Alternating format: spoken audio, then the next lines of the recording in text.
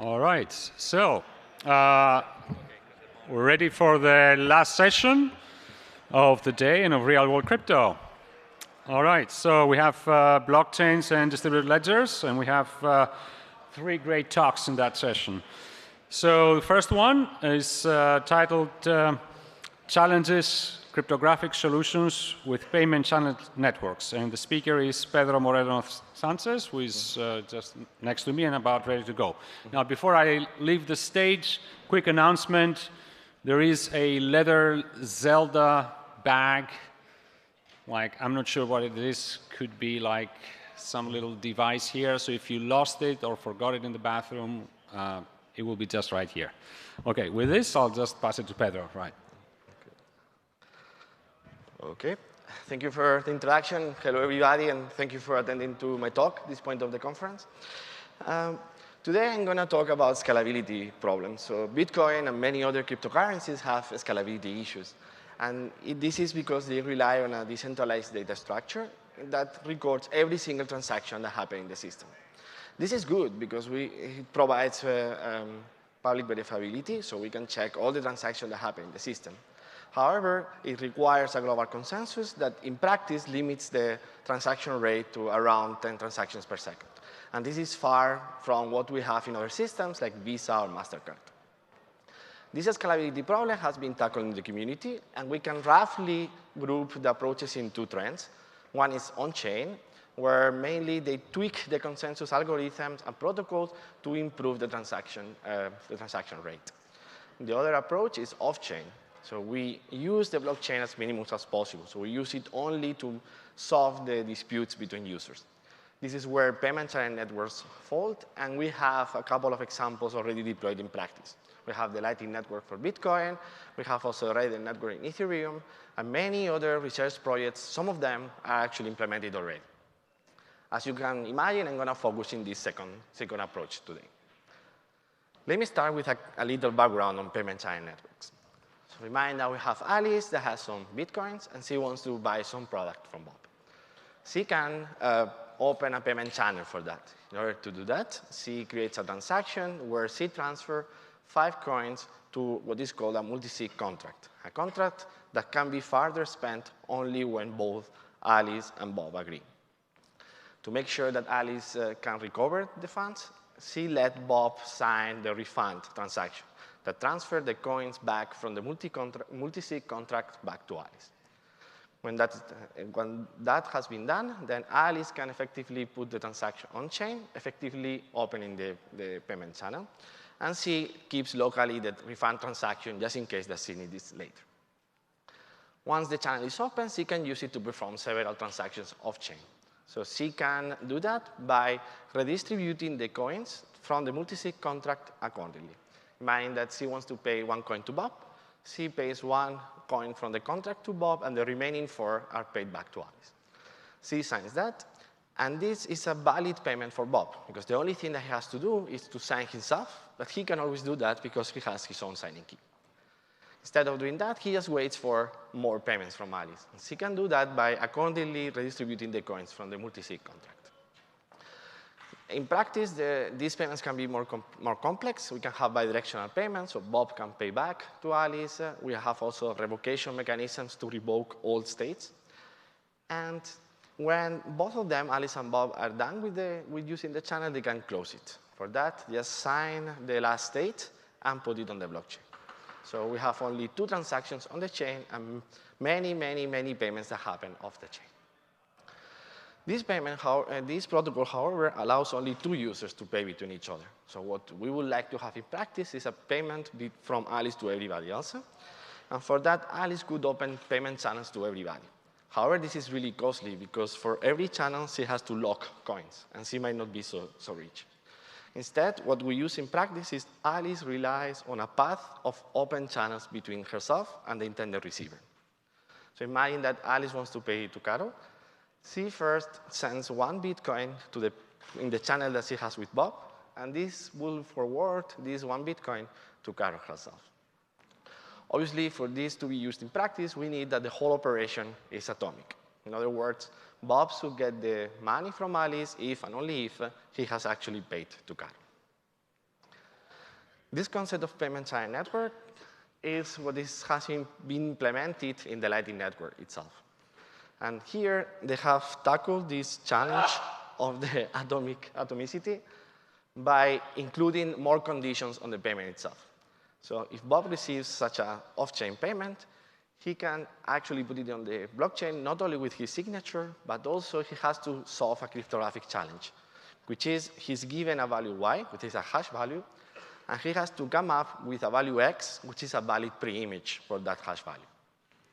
And because Bob might not come up with such a valid pre-image anytime or ever, we also need to add what is a time lock, after which Bob can no longer use the transaction, can no longer put it on the blockchain. In the rest, I'm going to denote it by this notation, and I denote that Alice pays to Bob 1 coin if and only if Bob shows some x, such that x is a valid pre-image of y before some timeout has expired. And now, once we have this building block, we can concatenate several of these hash time block contracts to have a payment from the sender to the receiver. Let me show you how it works in this example. So Carol creates both the value x and the hash value y, and gives the value y to Alice. Now, Alice can create a conditional payment, condition on this value y, to Bob. Bob doesn't know the solution, but he can forward a conditional payment conditioned in the same value y to Carol. Now, because Carol knows the solution, she created it at the beginning, she can show it to Bob to pull the money from Bob, and he can forward it to Alice itself. This is mainly how the Lightning Network works today. And here there are two key points that we should pay attention. The first one is that this protocol requires that the time in the left channel is higher than the time in the right channel. And this is to make sure that Bob has enough time when he receives the value x from Carol to forward it to Alice, to get the money from her. The second requirement is that Bob gets a little more money than the one that he has to forward in the payment.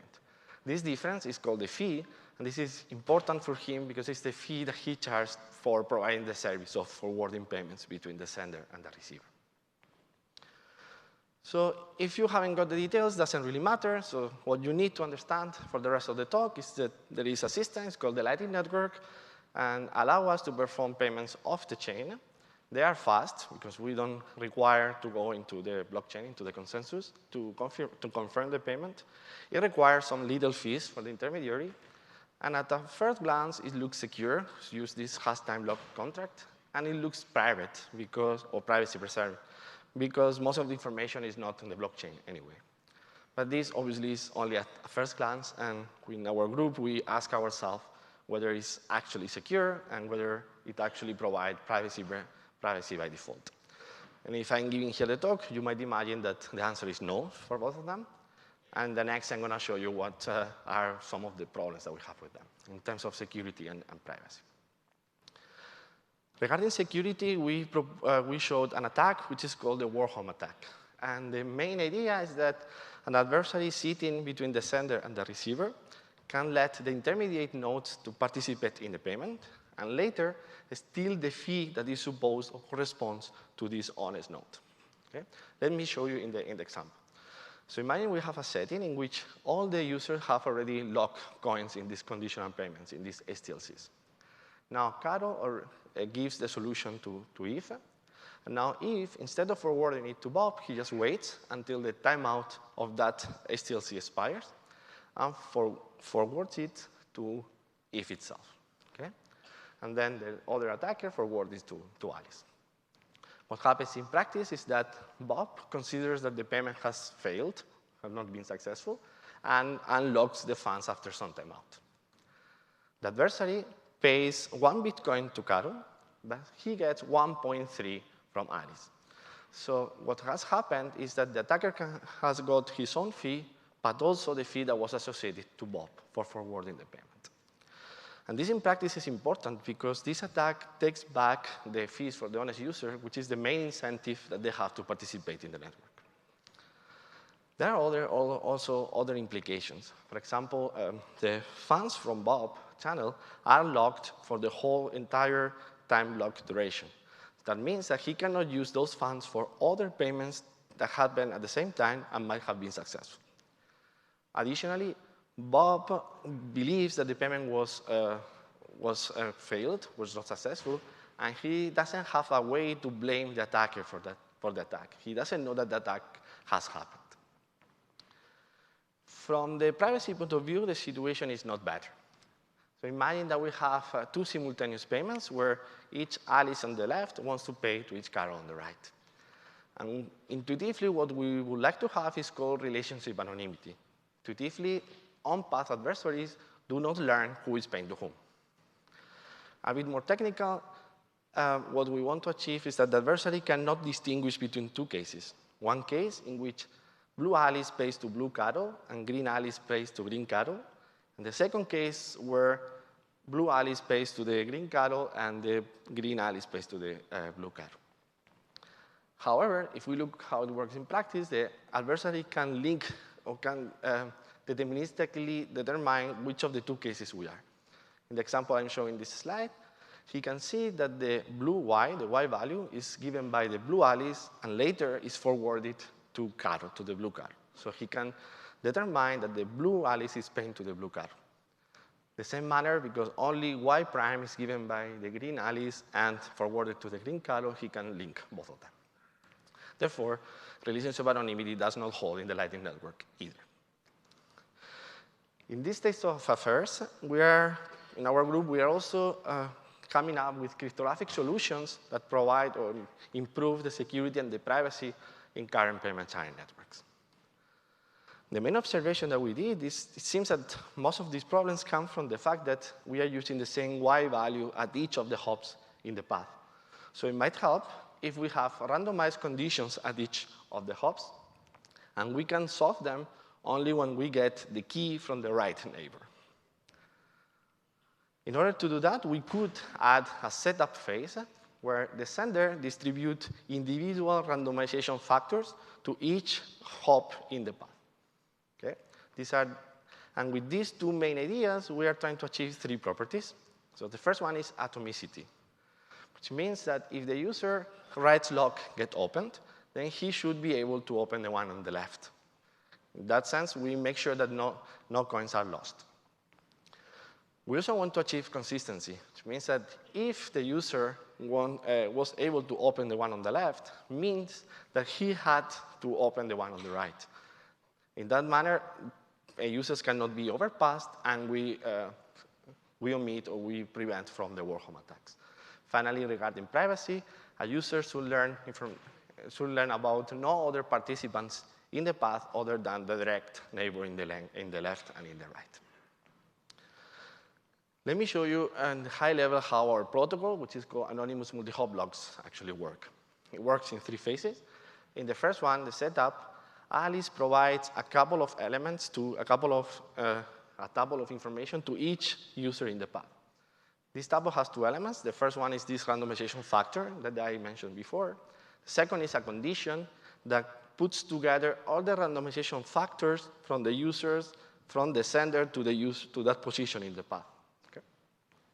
Once we have that, and Alice puts the concatenation of all the randomization factors to the last one, to the receiver.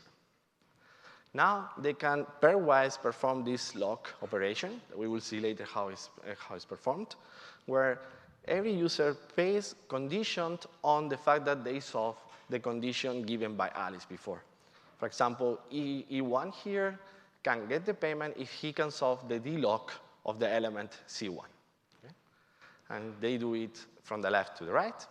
Now, Carol, she was given the solution for C4 already, so can directly give it back to E2 to claim the coins. Now, E2 can use his own randomization factor to de-randomize the key that was got from Carol and forward it to Bob. And every user does the same. So they got a valid key from the right, they randomize it and send it back to the left. Main idea is that conditions look random because they differ by a secret random factor that is known only by each of the users in the path. And a valid key can only be computed if you get the valid key from your right neighbor. As I said, I omitted here how the lock contract works. I'm going to show you it here in this slide. The idea is that there is a public key shared between both of them, Alice and Bob. where the corresponding secret key is secret shared between both of them, Alice and Bob. And they perform an off-chain payment and a two-party protocol to create a transaction, a signature of the transaction, which is almost valid. It's almost valid because they need to come up with a value k with which they can finish the transaction itself, or the signature in this case. And this two-party protocol has to ensure two properties. First, looking at this half signature, Bob has to make sure, or has to be convinced that whenever he learns the value k later, he should be able to finalize the signature and put the transaction on the blockchain.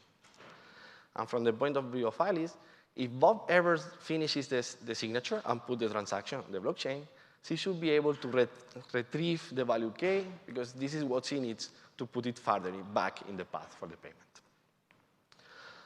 I don't have time to show you the mathematical details of how it works, but I encourage you to read it in the paper. I tell you that we have 3 constructions. We show that we can construct such a two-party protocol from any homomorphic one-way function. And we have other 2 constructions, one that relies on the Schnorr digital signatures, and the other one that relies on ECDSA. Perhaps the last one is more interesting because it's compatible with many of the cryptocurrencies today, mainly Bitcoin, Ethereum, and many, many others.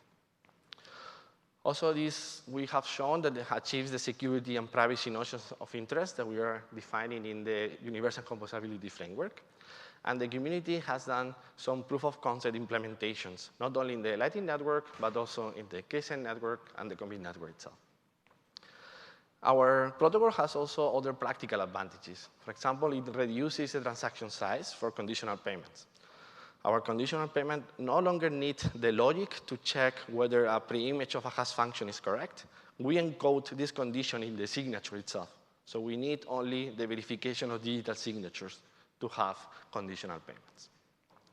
Moreover, perhaps more interestingly in practice, our construction allows what we call interoperable payment channels, so interoperable multi-hop payments. Imagine a path in which one lock is in Bitcoin or ECDSA based. The next one is defined in Ethereum, a D-lock-based lock. We can still perform a payment that goes from the sender to the receiver with security and privacy. In the last 5 minutes I have, I'm going to show you another challenge that we have studied in the Bitcoin-compatible payment channel networks. By Bitcoin-compatible here, I mean those payment channel networks, like the Lightning Network, that do not support Turing-complete language, like Solidity in Ethereum. Collateral is a term that has been used in the blockchain community to determine or to denote the amount of resources that we need to perform a multi-hop payment in terms of coins and time that they are locked. For example, if we have a payment that goes over n-2 channels, each payment of k coins has to be locked, or we need a collateral of at least k times n coins, right? K coins at each of the n channels. Also, for the reason I have said before, the time that the coins have to be locked at each channel is staged. In other words, it depends on the position that you are in the path. Just for security, as I said before, for security, you need to lock the coins at one channel a time higher than the one you have in the next channel. Bottom line is that the coins right now are locked too long in a path. And this opens some problem in practice, like the Griffin attack. The main idea here is that the adversary can perform a payment to itself, where in order to do that, the adversary has to lock k plus some fees in the first hop for a time n times delta. And the last one has to lock k coins for a time delta. By doing that, he forces n-2 channels to lock coins. And also, each of those coins are locked by a time which is proportional to the position that they have in the path. Therefore, the adversary has a time amplification of n-2. And this in practice is really important because this delta has been set in the Lightning Network right now for 1 day. So if the attacker uses a path of 7 hops, let's say, coins are locked for 7 days, for a week. And obviously, the attacker can make this attack worse by having longer paths or by using several paths for his payment. So the goal, or what we would like to have in practice, is we call it constant collateral. The idea is that we would like to have a payment from the sender to the receiver where we have to lock coins, but for a fixed time. The time that you need to lock the coins should not depend on the position of the path that you are. This will greatly reduce the overall time where the coins are actually locked for the payment. This has been shown feasible in Ethereum-based payment channel networks. So they have a Turing-complete-based contract that actually implements this logic. And if you're interested, the details are in the Sprites paper. But also in this paper, they conjecture that it's not possible to have such a functionality in Bitcoin. Or in other words, you can have it, or you can emulate such a functionality in Bitcoin, but you need to modify the scripting language and enlarge it with more functionality. We have a richer scripting language to have such a solution.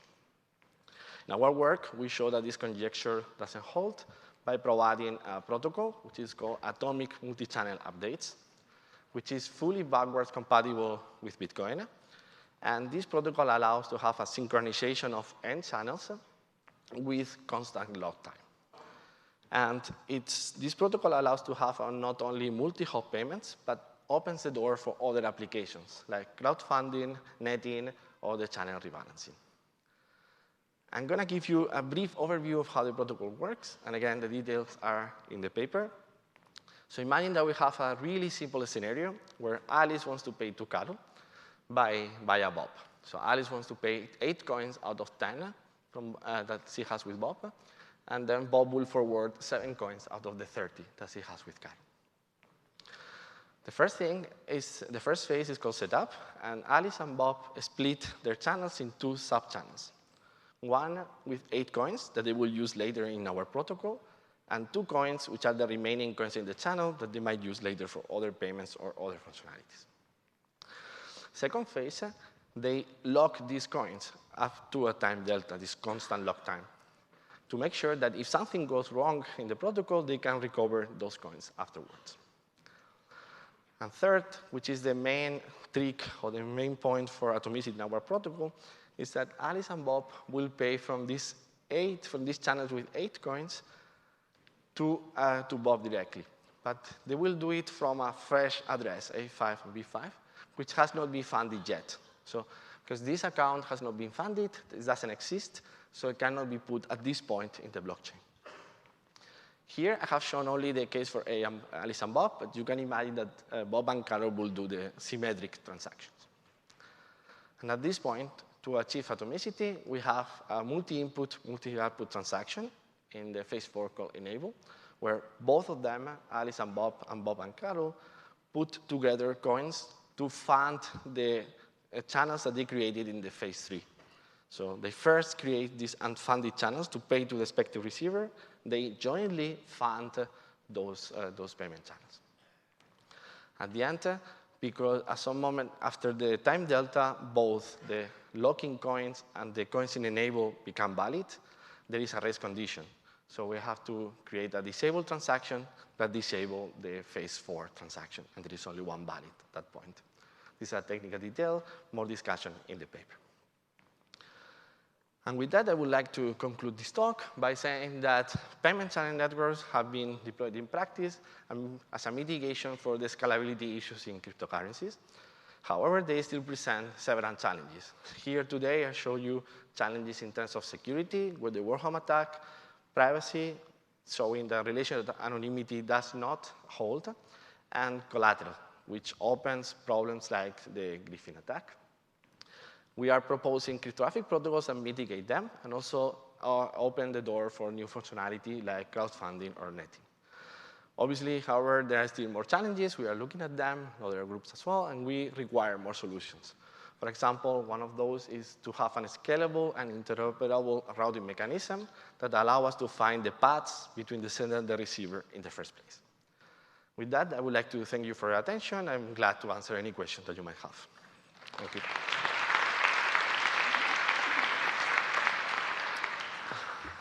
Okay, we have time for one question. Please go ahead, just go to the mic. So it seems that Alice needs to interact with every single entity along the chain. Isn't this revealing information about commercial relationships between the parties with lots of money? That seems like information that you might not want to reveal. So if they would do it naively, it would be right. So Alice will reveal herself to each hop in every hop in the path. What they use is an onion package where Alice sends information to each of the nodes, a la Tor, and they get the information, but they don't know where the information comes from. Okay, maybe one final quick question. All of these improvements that you're describing to the Lightning Network, any interaction with the Lightning Network team, the developers, like maybe some of them could be implemented, like? Yeah, so I interacted with Lightning Labs, and they had this proof of concept that I mentioned in my slides, where they checked that it was actually possible to run the protocol in their current Lightning Network. I also have conversation with Blockstream, where we have discussed also the Schnorr-based solution and what is the advantages and disadvantages with respect to the CDSA. So yeah, they are looking into it. Obviously, it always takes time to implement it correctly and put it in practice. Okay, thanks, Pedro. Let's thank the speaker again.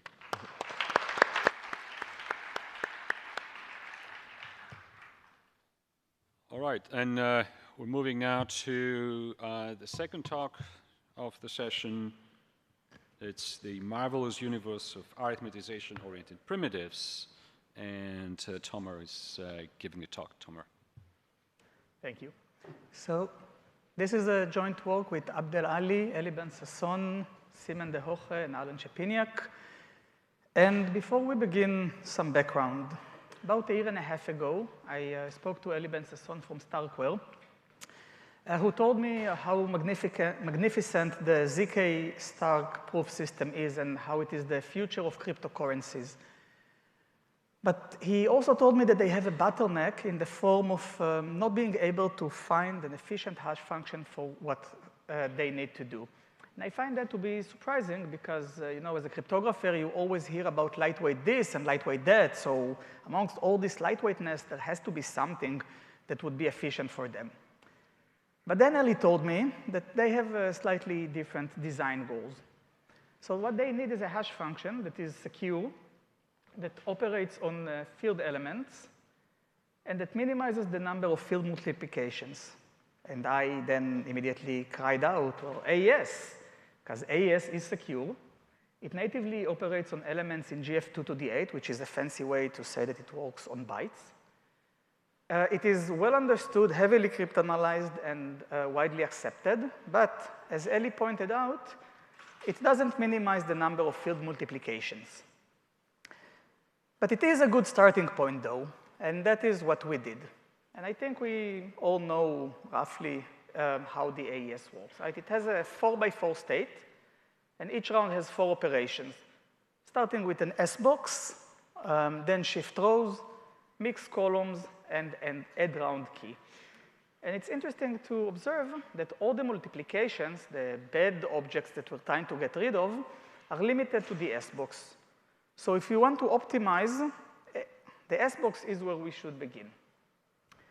The S box itself consists of 2 operations. First, we find the multiplicative inverse of the input. The multiplicative inverse is the value that when you multiply it to the input, they give you 1. And that requires 11 multiplications, followed by a fine polynomial that requires 7 multiplications. So let's crunch the numbers and see the cost.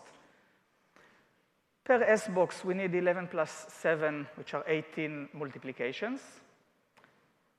In each round, we call the S box 16 times, so we have 288 multiplications per round. And then to evaluate one AES 128 primitive, we have 10 rounds, which are 2,880 multiplications. And that's the number we are optimizing with respect to.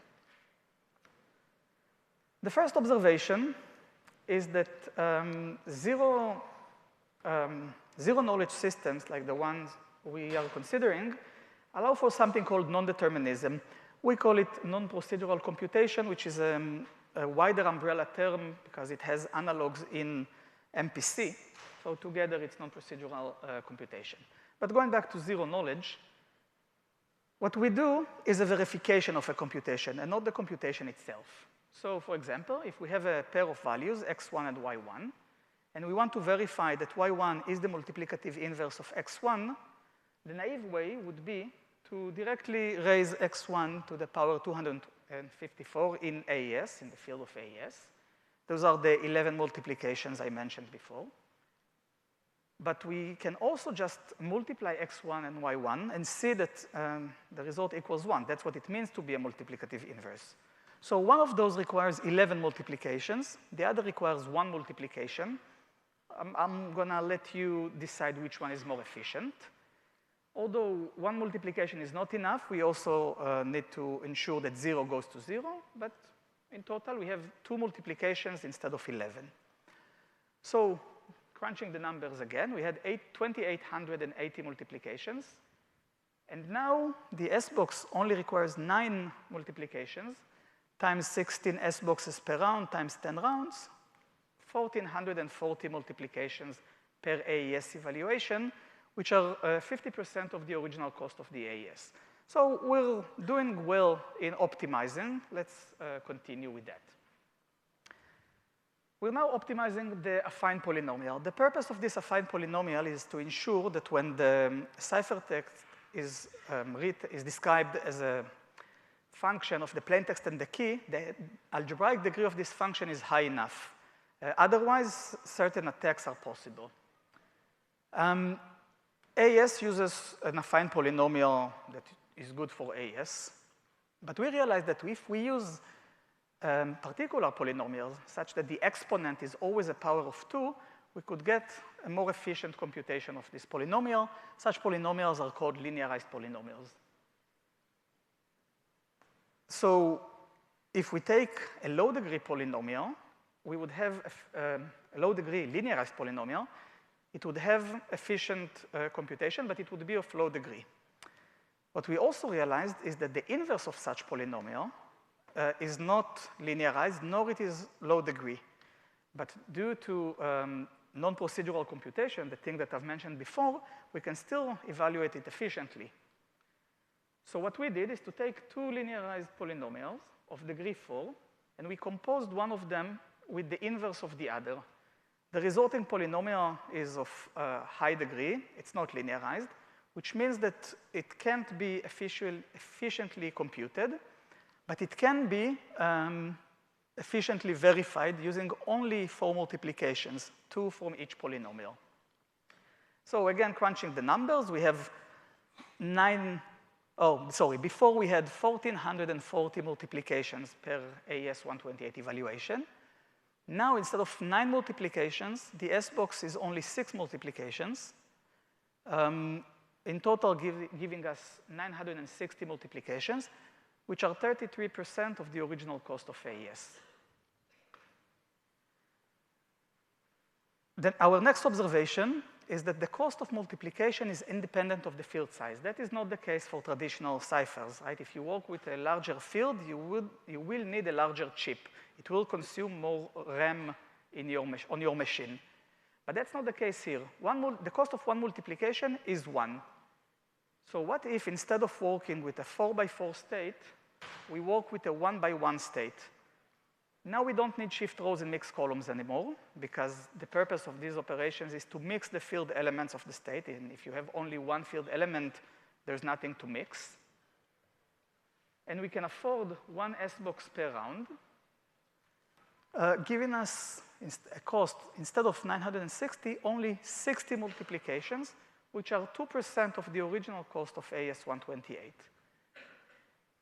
The last thing, right, these are very small numbers, so we still need to determine the number of rounds. And the usual trick for that in symmetric key design is to try all the attacks you're familiar with, see which one reaches the largest number of rounds, then add some safety margin, and that's your cipher. And we applied the security argument of AES to this design and found out that we need about the same number of rounds.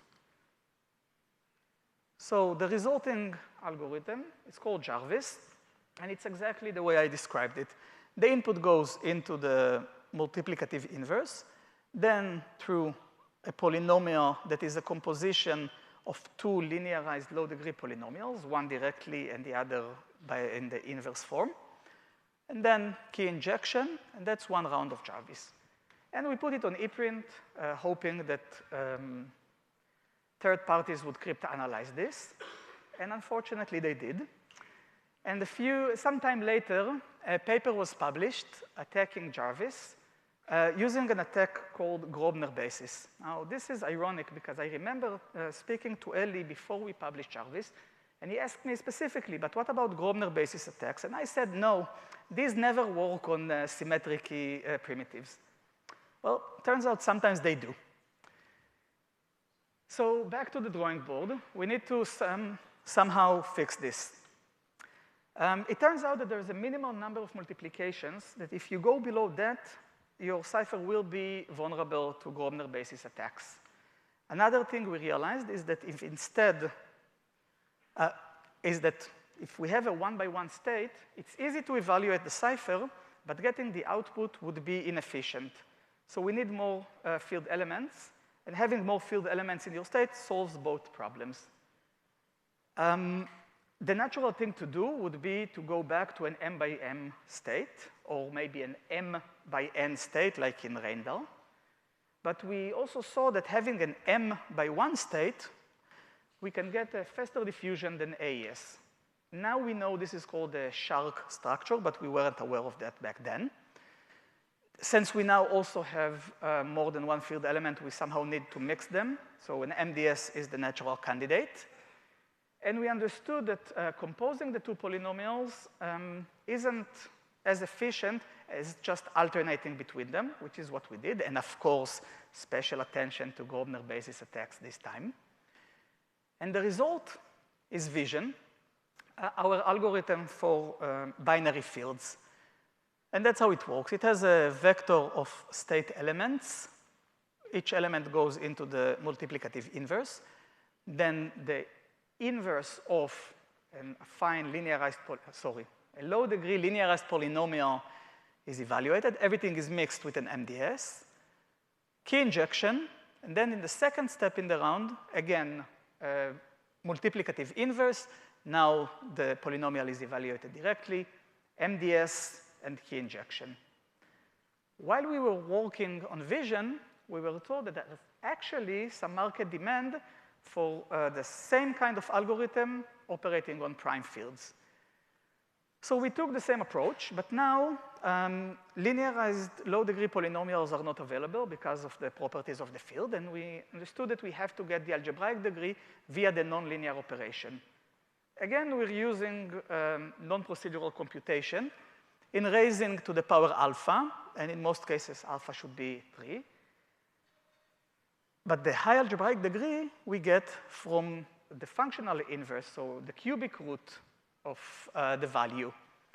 And that's Rescue, our design for prime fields, where it has the same kind of state, one vector of field elements. And we start by getting the inverse of the power map, so the cubic root if alpha equals 3. Then everything is mixed with an MDS. Key injection, raising to the power alpha, MDS again, and another key injection. And this is Rescue. These two algorithms are secure and very efficient. They're very efficient in zero knowledge in MPC. And they have an interesting property. So M is flexible, how many field elements you will have in the state. The larger M, the less rounds you need. So the number of multiplication remains roughly the same no matter how wide your field is. That's very efficient for fully homomorphic encryption, which requires that the circuit be shallow. And I was about to invite you to do cryptanalysis on this, but I also got the permission to break some interesting news. Sometime soon, it will be announced, so Starkware, Eli's company, hired a committee of experts to evaluate the security of all algorithms in this domain, including the ones that Dimitri presented yesterday. And this committee, I was asked to be very specific on this, will recommend, will say that vision and rescue are the most secure algorithms in this domain when used as hash functions with fields of 128-bit in sponge mode, which is the setting that ZK Starks work in. So that's something I'm happy to tell you today. Some housekeeping announcement. On Monday, Roberto Avanzi opened the parenthesis and forgot to close it, and I fill it in my body, so here's the closing parenthesis. And this is the team that worked on this paper, which you can find on ePrint. Thank you very much.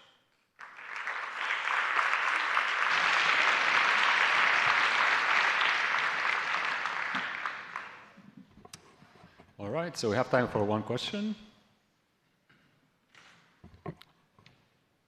So there's a lot of efforts also to do similar work in the setting of secure multi-party computation. So maybe you would like to draw some connections or point to differences, similarities. So in our paper, we also evaluate these ciphers in a setting of multi-party computation.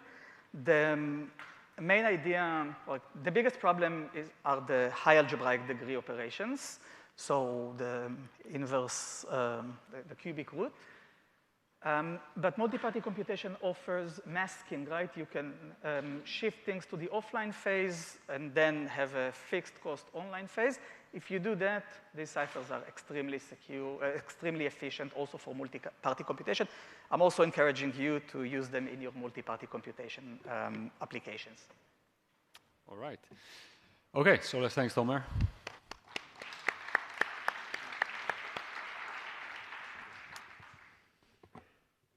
All right.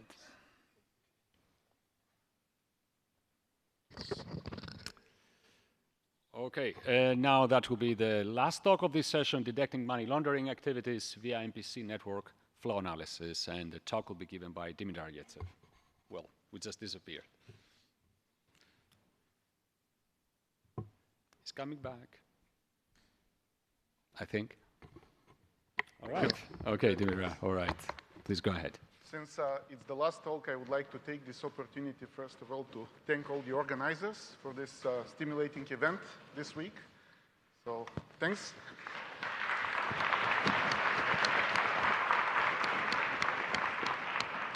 So this talk is about money laundering, and I hope that this slide will convince you that money laundering is just much more sophisticated than knowing what soap you should use to do it. So, how did it all start? It started with this global, what's called global laundromat. So that was a money laundering scheme, one of the biggest known. Currently, that occurred between 2011 and 2014. And here we're talking about more than $40 billion that were laundered from about 20 different banks in Russia to various accounts. As you can see here, there are about 5,000 companies involved in the whole scheme. There are more than 700 banks in 96 different countries. So that's a really global money laundering scheme. And the idea is that money has flown from across these accounts until they essentially became untraceable. So if you look at the statistics, then you would see that a huge part of that amount went to the UK. And that was concerning about the financial authorities in the UK. And as you can see, recently, the Financial Conduct Authority, or FCA, organized a tech sprint, 2019 tech sprint. A lot of the people who I see in this audience participated at that tech sprint. That was in the summer, in July. And the goal was to design to use privacy-enhancing technologies to detect these global money laundering schemes. So as you can see, Infor, the company who we work for, participated together with Goldman Sachs and Standard Chartered in a team called Secret Computers, and won the Public's Vote Award for that. So today, I would like to tell you a little bit about the cryptographic solution behind that scheme. So as an overview, our goal would be to solve this simple problem, so detect money laundering groups globally across multiple banks. And before we do that, let's try to see why this is relevant. So clearly in this global laundromat, a lot of these banks that were involved were imposed huge fines for not being able to detect these activities. Not that they didn't want to detect the activities, the problem was that it was impossible to detect the activities because they didn't have access to the transaction data coming from the different banks, from the other banks in the scheme. So they had a very local view, localized view of the transaction going on through this scheme, but they didn't have a global view of that. So the other problem was that transaction monitoring was still a highly manual process. So it needs automation even on the level of an individual bank. And then, most importantly and most relevant for us as cryptographers is the collaboration across different banks. So collaboration is hard due to that data privacy. So in this talk, I would like to just take some time to review what exists in the plaintext literature, in the plaintext algorithms for statistical versus graph-based approaches to detecting money laundering schemes, and then tell you a little bit about how you could use secure multi-party computation to detect certain relevant money laundering substructures in graphs of transaction network. And at the end, I would say a word about how you can make this algorithm practical.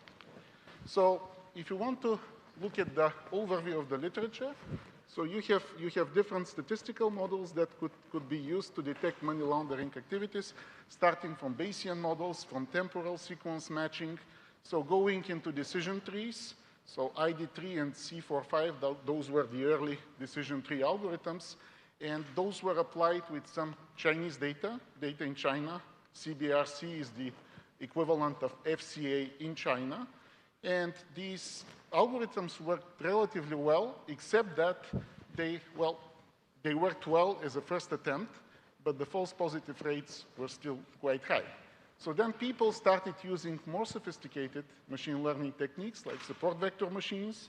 So they tested it on certain banking data transaction data coming from Chinese banks as well. Here you can see some data, 1.2 million records, 5,000 accounts over 7 months. And that obviously improved a little bit the existing decision tree models. And at the end, people also used neural network approaches. So what I'm going to talk about today is a non-machine learning approach to that problem. So that you can see that we heard a lot of talks about MPC and machine learning. So here we want to focus on non-machine learning approaches. And these approaches are actually graph-based approaches. So what you do typically is, as a bank, you analyze your transaction data locally, you detect some suspicious activity, and then you construct a graph out of this activity. And then your goal is to analyze this graph for money laundering groups. That's what we are going to do, except that we will consider the privacy concerns. So let's take a look at a typical banking data. That's a very simplified view of a banking data.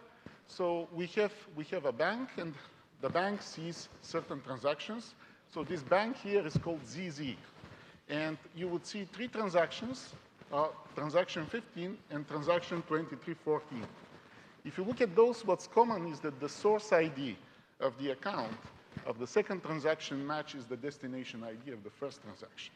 Moreover, what you see is that the amounts are large, and the first amount is slightly more than the second amount.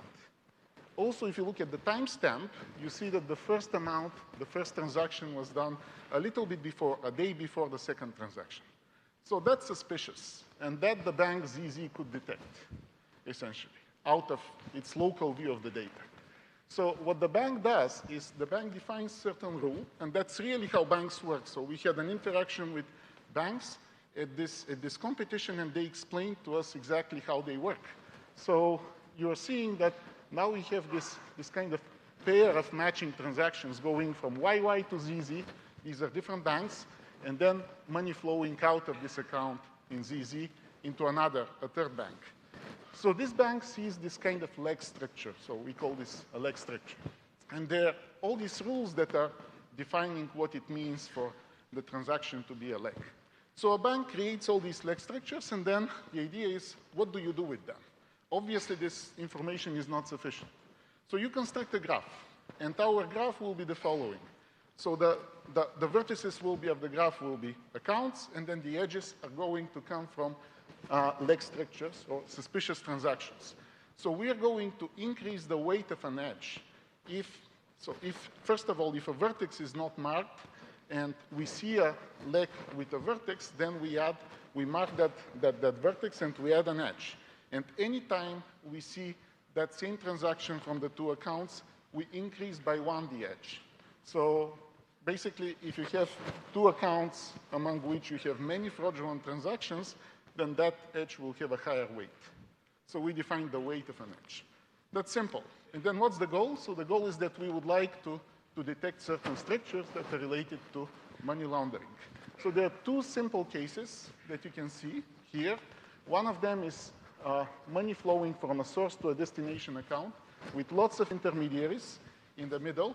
And then you have a second case where money flows from a source to a destination, but through various intermediaries in a linear fashion. So in the first case, you're separating the funds from the source account, and they flow in parallel through several of these accounts. The question is, can you identify these structures? So you have case 1 and case 2. And of course, there is a mathematical way to quantify how you could measure these structures. Obviously, a single bank is not going to be able to see these structures. So that's the important point. Now, let's take a really simple example. So we take a source and destination on the two ends, and then we have two banks, a red and a green bank. So what you do is you have money that gets split between the red and the green, and then that flows into the destination account W. So what you observe here is that if these are intermediary nodes in a money laundering scheme, first of all, the traffic through these nodes is very similar. And then the traffic is large, because you are talking about large amounts of money. So if you draw the adjacency matrices of these graphs, then the red bank is going to see a matrix that looks like this here. So I guess nothing can be detected from that particular matrix. Now, similarly, the green bank is going to see that matrix. Now, what do you observe if you put together this information? So if you put together the information, then you're seeing that the two rows corresponding to Y and Z are correlated, highly correlated. So they're similar in this case, but in general, they will have a very high correlation. So is it possible that we detect this correlation without actually sharing the transactions of the banks? And the answer is yes, so we can. We can use MPC here. The basic idea is that we take these two graph views, local graph views, and then we secret share them across the two banks. And then we let these banks compute. Now, what is it that the banks have to compute in order to detect these activities? So here is what. There are two types of scores that you could compute. And the first score is called a balance score. So the idea is very simple. So a node is going to be an intermediary node. First of all, if it has higher than usual traffic through it. And second of all, if the number of incoming transactions is similar to the number of outgoing transactions. So this score that you see there, it's a complicated mathematical formula, but what it tells you is that it has two terms, one of them detecting the first intuition, and then the second one is detecting the second intuition. So the top level is a harmonic mean, which becomes higher if you have almost equal incoming and outgoing transactions, and down there you are measuring the size of the sum of the weights going through these accounts. So that's one possibility. And then the other one, which is even more interesting for our application, is something called structural similarity.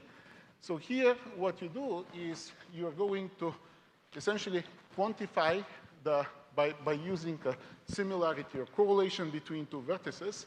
So you're going to quantify what it means that the incoming transactions are equal to the outgoing transactions.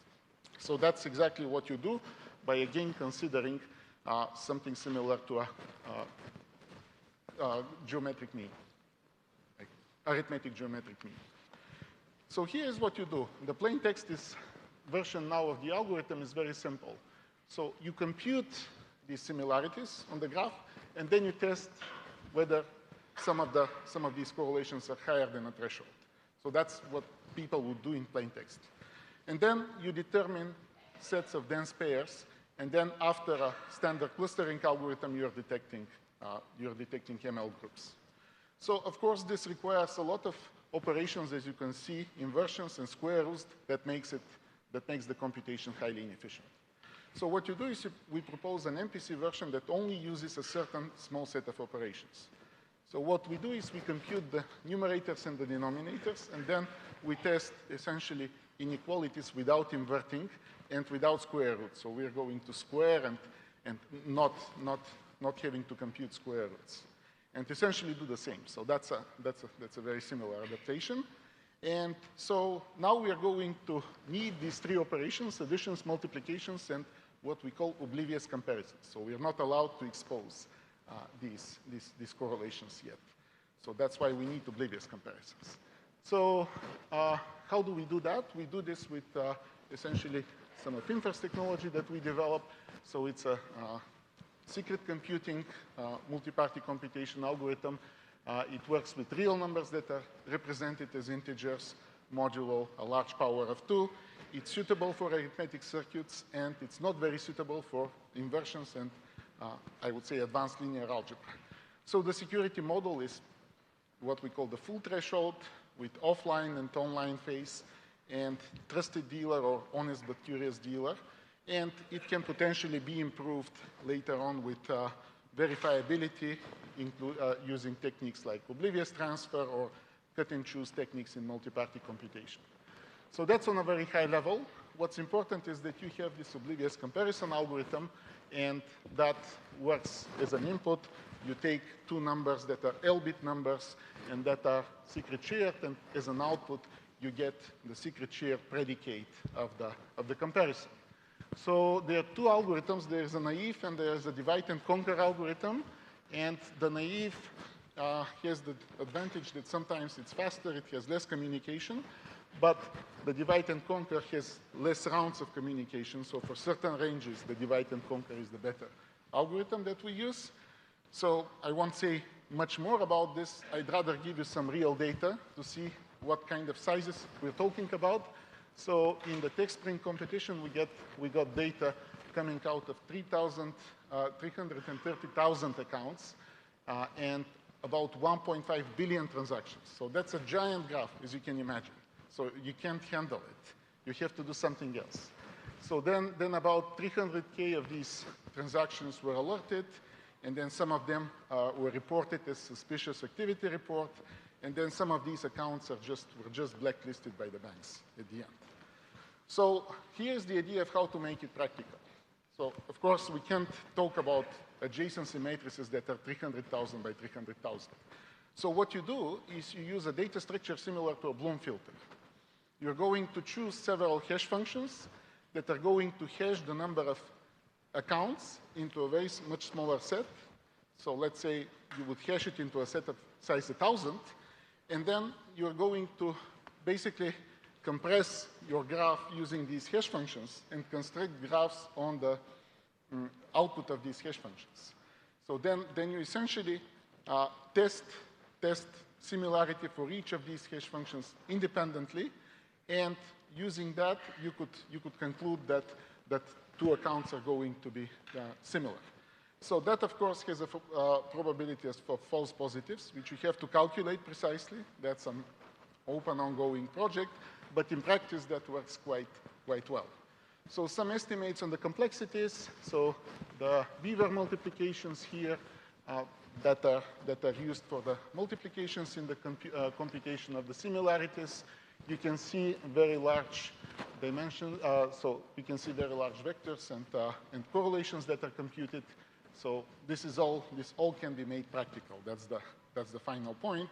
Oblivious comparisons, we can make about 1 million comparisons of 50-bit numbers in less than 2 seconds, and about 100 million comparisons of the same size for less than 8 minutes. So you could definitely do these computations in reasonable time. And now, in summary, what we got, so just to summarize, so we have provided a graph-based approach. to allow interbank collaboration on analyzing transaction data.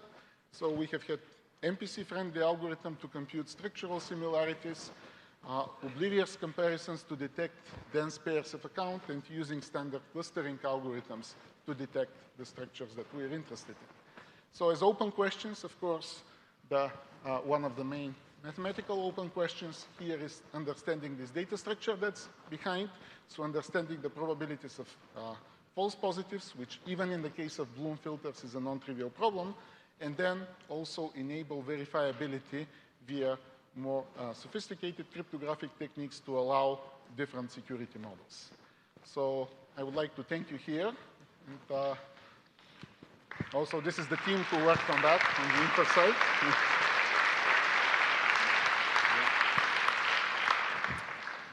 All right, so we do have time for questions for Dimitar.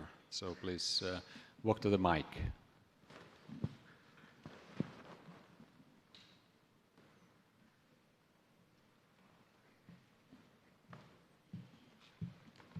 Hello, thank you.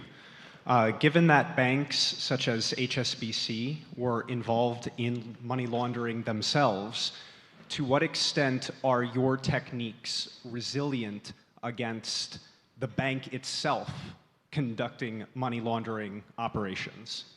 So if a bank itself conducts a money laundering, that's a different question. So the assumption here in the text print competition was that banks get fined for not being able to detect properly money laundering activities. In general, if a bank is malicious, you obviously can't use it in the graph analysis. So you have to use banks that are kind of motivated by the same goal, which is it's a game theoretic like win-win situation. So the banks want to collaborate. They don't want to share the transaction data. They want to be able to detect the ML activities. And you trust Goldman Sachs? So, well, Goldman Sachs were interested in not being able to detect activities because they would get, so if you look at this global scheme, just as a matter of fact, there were banks in Latvia and Moldova that were actually revoked licenses. So these banks no longer existed after this scheme. It's a like multi-billion-dollar scheme. Understood. Thank you. I wanted to ask you about the numbers you had. How many parties were involved in the computation? Where were they located? How did you benchmark? How did you get the numbers you had on the slides? So how did I get the numbers of the number of banks that are involved in the computations? The timings you had on the slides. Oh, the timings in the slides. So you mean here? Okay, so I should have said that. Yeah, I should have said that that's for 2 and 3 parties. That's a small number of parties. In this complexity analysis coming before, you have the number of parties appearing in the complexity. And that can obviously be improved in the future with better techniques. But K is the number of parties here. Okay. In the oblivious comparisons. Thanks. Yeah. So it depends quadratically on K. Hi, thanks for the talk.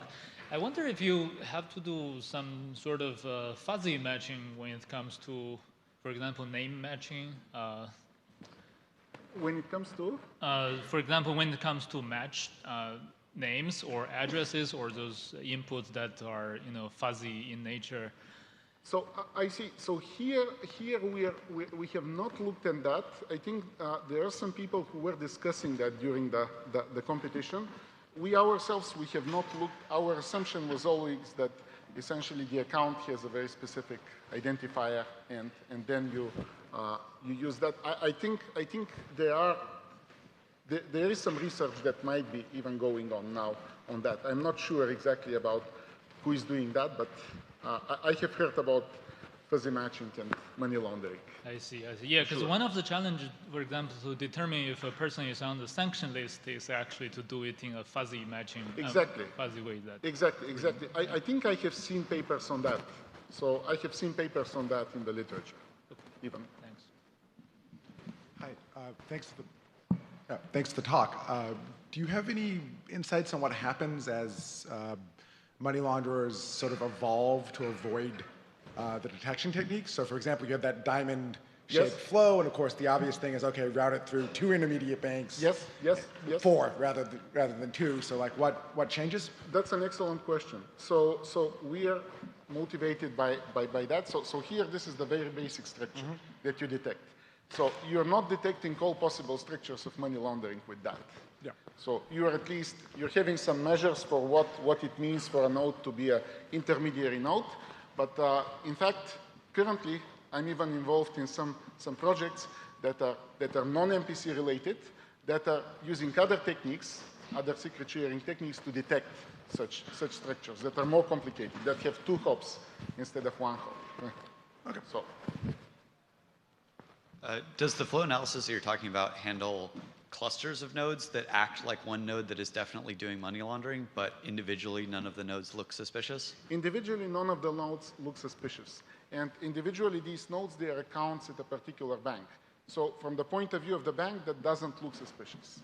But sorry, just to clarify. I mean, like, suppose you have 2 nodes that are collectively operating like a middleman doing laundering. Yes. But the individual transactions don't follow the leg structure that you're talking about. Only when you look at them combined do the leg structures appear. Can you handle that in this current technique? With this technique, you will be able to handle that. You may have to modify a bit your local rules that you apply at each bank. As you see, this kind of algorithm is very specific to the local rules that are applied at each bank. We learned these rules just by talking to banks. So essentially, we learned about what they are using nowadays. And that doesn't mean that they cannot enhance or improve these rules. Thanks. So you're welcome. Hello, thanks for your talk. It was pretty interesting. I'm wondering, you sort of seem to have very ad hoc clustering rules, and they have a complicated mathematical structure you have to do a lot of operations. Yes. I'm wondering if you did a spectral method, then you just need to compute the eigenvectors and eigenvalues of this matrix, and that the main method is multiplication, and the banks can even keep the matrix secret and just have shares of the vector, and the main thing is linear. Yes, so that is a very good question. We have not tried to apply spectral methods. So typically spectral methods, they're useful for clustering algorithms. So we have not tried to. That doesn't mean that you can't. I think you probably can be able to use even MPC to deduce some information. So currently our algorithms were just based on these structural similarities. But spectral methods are definitely helpful. So that's an area to exploit in the future. Thanks. Okay, so let's thank Dimitar again. Thank you. All right, and this brings us to the end of the technical program. So I'd like us to give a big round of applause to all the speakers and the 36 sponsors that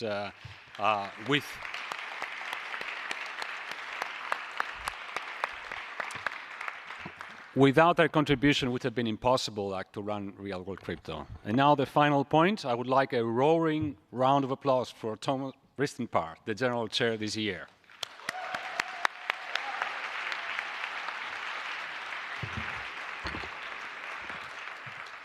Thanks very much. It's actually quite a pleasure to help organize these events, one of my favorite events of the year.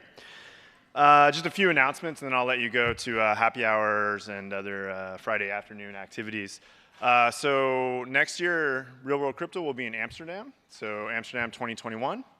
The year after that, we'll be moving to Tokyo for Real World Crypto 2022. And after that, we're soliciting proposals for locations. So if you have a location in mind that you'd like RWC to come to, then you should reach out to one of the steering committee members and get some info about how to proceed. We sent out a survey to the attendees. It's very short. It shouldn't take much time, but it's really valuable to get feedback from all of you about what we're doing well, obviously, but also more valuable to get some feedback on what we're not doing well. And we really take this to heart to try to make sure that this is serving all of you super well. Another way to get involved in the community, you are all now members of the IACR, the International Association of Cryptologic Research, and that means you'll be eligible to vote in future elections for the leadership for our nonprofit organization that runs cryptographic, academic cryptographic research conferences and other activities. So be on the lookout for that. Finally, just a few more thanks. Also thanking the sponsors that we have been putting up here. Really helps make sure that we can run this and keep it cheap and accessible for people to attend. So thank you to them. And then particularly we had a special recognition that a person, one of our 2019 Levchin award winners, Eric Rescorla, personally made a donation to support particularly students who are women and other underrepresented minorities be able to attend. So I think we should give Eric a big round of applause.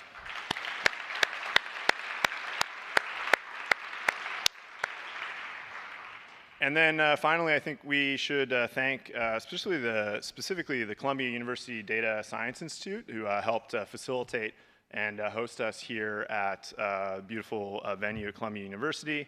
The student volunteers who sat out in the very cold lobby to make sure that there were people available to answer questions and deal with any issues that came up. And then the Columbia event staff, who I think did a phenomenal job of running a very large conference and making sure things ran smoothly. So let's give all of them a big round of applause.